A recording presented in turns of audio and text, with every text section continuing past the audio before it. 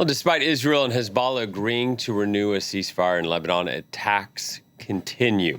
This Saturday reports that Israeli strikes on the southern region of Nabatea have killed at least 16 people, French news agency AFP citing Lebanese civil defense. Earlier, an Israeli military official had said that Hezbollah had fired over 50 projectiles at Israeli forces in Lebanon overnight.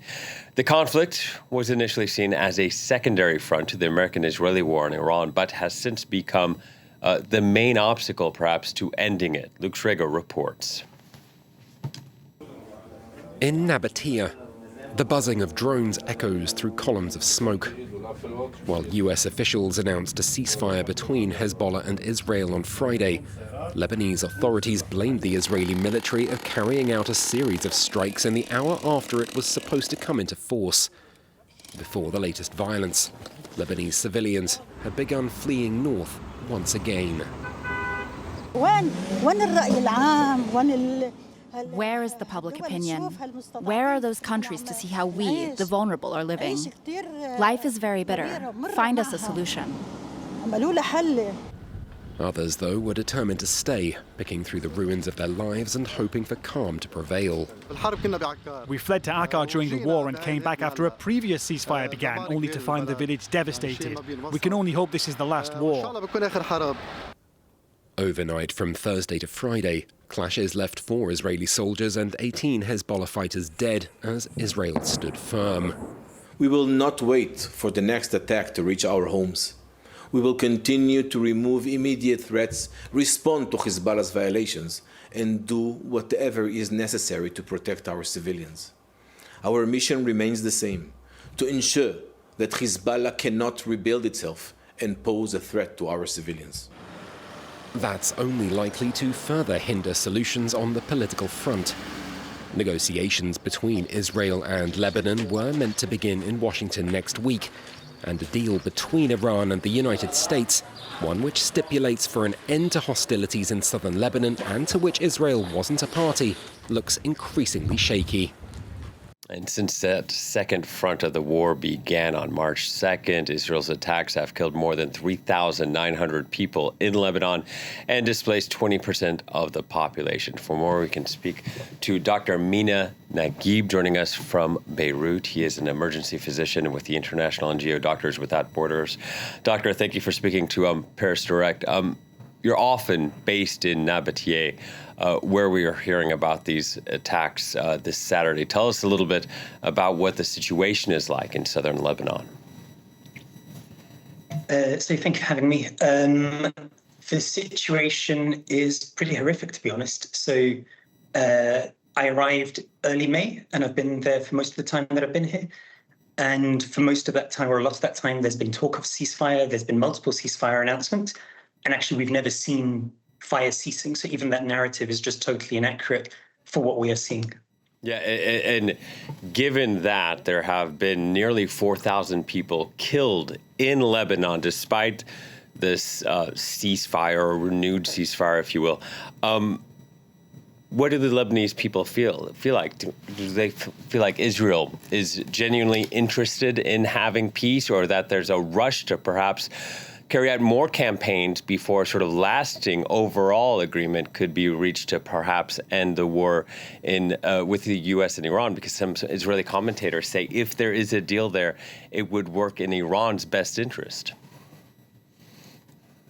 I mean, obviously, I'm a visitor here. I'm not Lebanese to be able to express views so directly. But in general, we're seeing time and again all these announcements generally seem to have an escalation in violence and more death and more destruction. And it's affecting elderly, it's affecting women, it's affecting children, people's homes being destroyed. These are civilian targets, very clearly. So I think there's a sense of despondency and the fact that all these discussions keep happening and the geopolitics of it, which, okay, I'm not the best commentator on that, but there's all the discussions between Iran and the US, and actually, in the meantime, Israel just continues destroying things. And we've seen similar tactics in Palestine. I've worked in Gaza previously, as have many of my colleagues, and same thing, anytime discussions happened, we see the Israeli forces escalate the violence rather than de-escalate the violence, which runs totally contrary to the spirit of what should be discussions around a ceasefire. This week, we heard from Lebanon's health ministry. It said that at least 133 healthcare workers have been killed, 402 others injured in Lebanon since Israeli strikes resumed on March 2nd. Do you or your colleagues feel targeted? Me personally, not so much, albeit nobody working in the south of Lebanon is safe by any means. Our paramedic colleagues, and I should say in Al-Najda Hospital in Nabatea, which we are supporting, we're sort of all living together. It's a very sort of wonderful, close-knit community. And many of our paramedic colleagues have had friends killed. Some of them themselves have been injured. Middle of last month, we had a couple of paramedics killed and brought into the resuscitation room, already dead from sustaining such horrific injuries. And this is, these are the ones that directly came into my department, but plenty more just in that region. And of course, as you say, well into the hundreds overall. Yeah, and some of those attacks being double tap attacks that leave no doubt about the intentions there. Doctor, it's been over a month now that 1.2 million people have been officially registered as displaced in Lebanon. That's about 20% of the total population. What are the humanitarian risks when 1 out of 5 people are displaced in such a small country? What are the concerns on the ground about the spreading of disease or shortages of food or water? What's the most pressing concerns?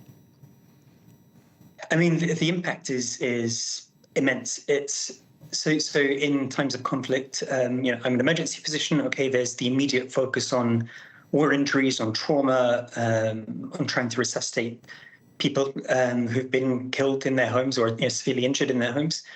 But then with this huge displacement, you also have a massive increase in pressures all across the country. So the health system is completely overburdened, completely strained.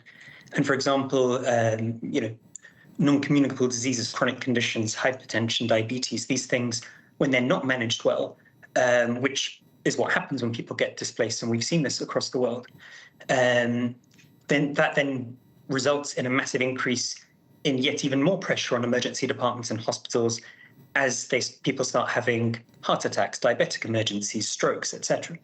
So you have this sort of double whammy effect. And then, as you say, people living in unsanitary conditions from being displaced, increased communicable diseases, increased stress on the infrastructure. And this is a country which had a huge financial crisis in 2019. There was the Beirut bomb.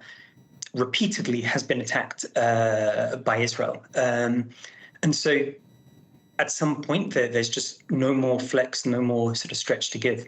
Like, I'm from the UK. It's the equivalent of like 15 million people being displaced in the UK. It's a huge, huge number.